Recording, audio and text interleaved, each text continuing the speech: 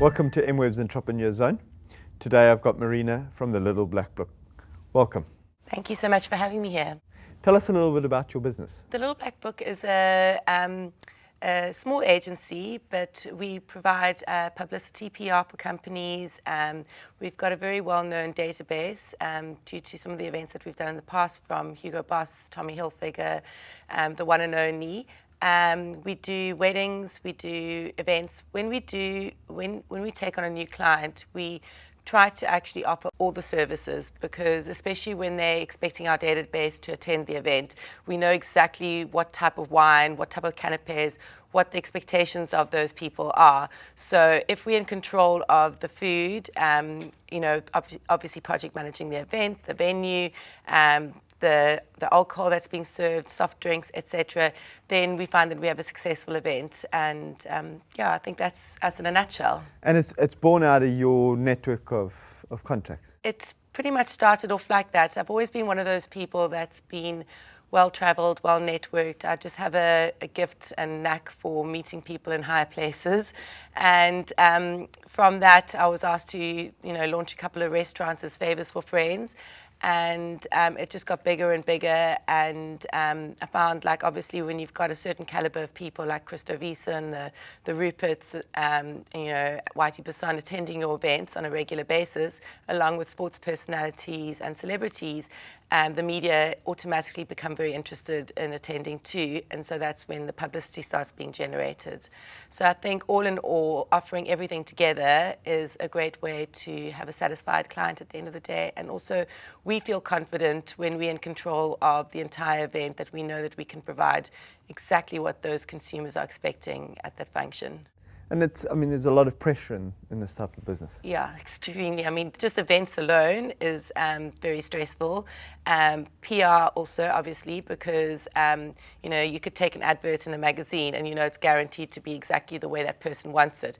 PR, you can obviously land up getting millions of rands worth of coverage, but you're not always in control of what that editor or journalist is going to write about the client, and you don't always know if you're going to even get any publicity. Luckily, we've got brilliant relationships with all the media, long-standing relationships. We've never had a disappointed client, and we always seem to excel in the PR coverage that we get for our clients. So it really works out to be a good return and investment for them. Being networked, Yes. That's changed over time now with Yeah. social media. What role does the internet play in your business? I was pretty much on Facebook the minute it started. Luckily, my sister lives in London, works for a top ad agency, so she always kind of lets me know about the trends regarding social media and what I should be doing before it hits South Africa. And I often research my database. I've got about 7,000 followers on my personal profile. I'm very selective of who I put on there also. At the end of the day, the bigger it gets, the harder it is to manage. So every time we do an event, I handpick accordingly. We mainly focus on luxury brands. Our database is A-list generally. I use it all the time for business. The service that you provide, obviously add a lot of value by making your database available and getting the right people at the event. Yes. How do you charge? What's your business model? Generally speaking, we work on an hourly rate when it comes to PR. Obviously, we always go over and above the call of duty with our clients. I think that's where we're a little bit different to most companies is I often also look at work using my network. For instance, if we're doing a massive event for Hugo Boss, I've got a lot of good relationships with alcohol brands, premium alcohol brands. So I save my clients a lot of money by getting Mum Champagne and Jameson Reserve and all kinds of other things. So we don't charge extra for that, but it's just something special that comes with the package. We've got a set fee for when it comes to launches, and then obviously that excludes hard costs. And obviously, when a client comes to us, a small business especially, we're very accommodating. If it's out of season and it's in winter, we find that we can obviously work within their budget, within reason. Combining a full service for your clients obviously means that you've got to be in control of a whole lot of different aspects. How do you manage those projects to ensure that you get the right level of service? I tend to work with the same suppliers again and again because, I know exactly how they work, and they're also very accommodating. Sometimes, you do have budget restrictions, and they know that they're going to get more work from you going forward. Also, there's no funny surprises, last-minute surprise, because if you're going to manage everything, you need to make sure you've got a good team. In terms of you work with high-end brands, Yes. and you need to obviously present your brand. How important is kind of your personal profile, and how do you ensure that you establish a good reputation? You can't ever get complacent in what you do. You've got to strive for the best. The unfortunate thing is when you've done it, had a very successful event in the past, they're going to expect something even bigger and better going forward. So, I've built my business on word of mouth. And so if I have a failure or a flop of an event, then people aren't very forgiving in Cape Town or South Africa. They don't give you second chances. It's like going to a hairdresser and they make a mistake. The chances are you're not going to go back again. Obviously, events are they're controllable to an extent, but things change and happen. Yeah. How do you deal with that kind of change? You've always got to think in the back of your mind, plan B. Obviously, weather dependent. What happens if it starts raining? I generally have a philosophy that I overbook my events a lot because there's generally a 30% drop-off rate. You started out in events and now you've gone into PR and brought on a partner. Tell us about your relationship with your partner. My partner's my right hand. She basically has all the qualities that I don't have. So it's pointless kind of hiring someone with exactly the same qualities that I've got. I've got limited writing skills. I'm very good with bringing in the business. I'm very good with connecting with people. However, being organized, I'm very organized with organized chaos, but in terms of banking, etc., those are not my forte. So having a partner is with all the opposite qualities is so important. I wouldn't be able to do what I do without her. A large part of the value add is who you bring to these parties and events. Obviously, you need to deal with celebrities and high-profile people. Give us some insight into dealing with those. I think I'm quite fortunate. I tend to mix in those circles. Even when I was living in London for 5.5 years, I actually introduced my sister to Frank Lampard, who she landed up dating for 2 years. And I've still got a lot of ties in New York and London. So I've been fortunate that when it was the World Cup and we were working for Sol Kersner at the One and Only, a friend of mine contacted me from New York and said, look, we've got Mick Jagger, Leonardo DiCaprio, and various other people coming down. Are you doing anything? They'd like to attend your event. And I'm like, actually, yes, tomorrow.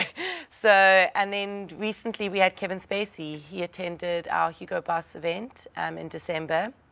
And I actually built quite a good relationship with him. And he was renting a house out in Llandudno.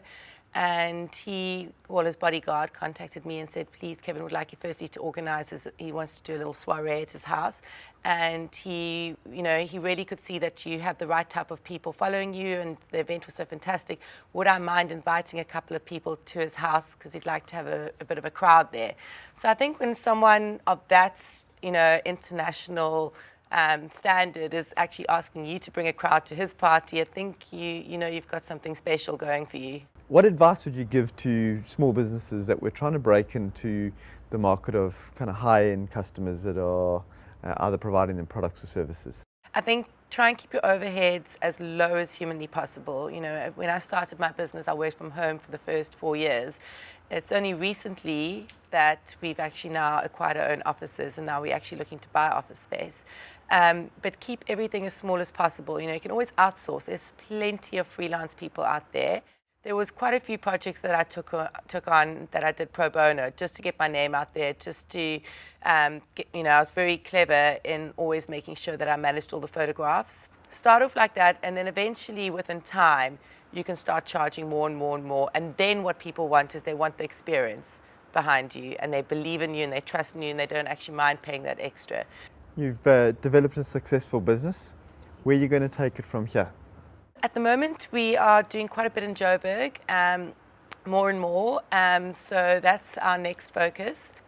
Somewhere down the line, I'd love to open up a branch in London and in New York. That's my biggest dream, New York. Great. That brings us on to our rapid fire questions. Okay. What's the best advice you've ever received? From a very good property developer.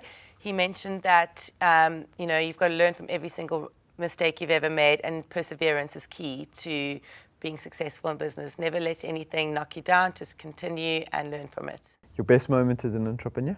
There's been so many, but probably the highlight of last year was when Kevin Spacey attended the Hugo Boss event. And your biggest mistake? Agreeing to get my database to someone's event when I wasn't in control of the canapes or the selection of wine that they chose. What quality do you look for in people that you work with? Someone who's calm, organized, yeah. What does an entrepreneur need to succeed? A zest for life and a love of people, and be a well-networked individual. You know, you never stop looking for those opportunities. You know, really try and take in as much as you possibly can, and always ask questions and listen. What's your biggest inspiration as a small business owner? I think having lived in London for 5.5 years, I learned a lot there, and keeping an eye on all the trends that happen in Europe and in America, and reading international magazines. What would you do differently? I don't think I would do anything differently, you know. I think the most important thing is everyone makes mistakes, and I think that's how you learn. What makes South Africa a great place to be a small business owner? I think the diversity and the cultures and the fact that we've got such incredible weather.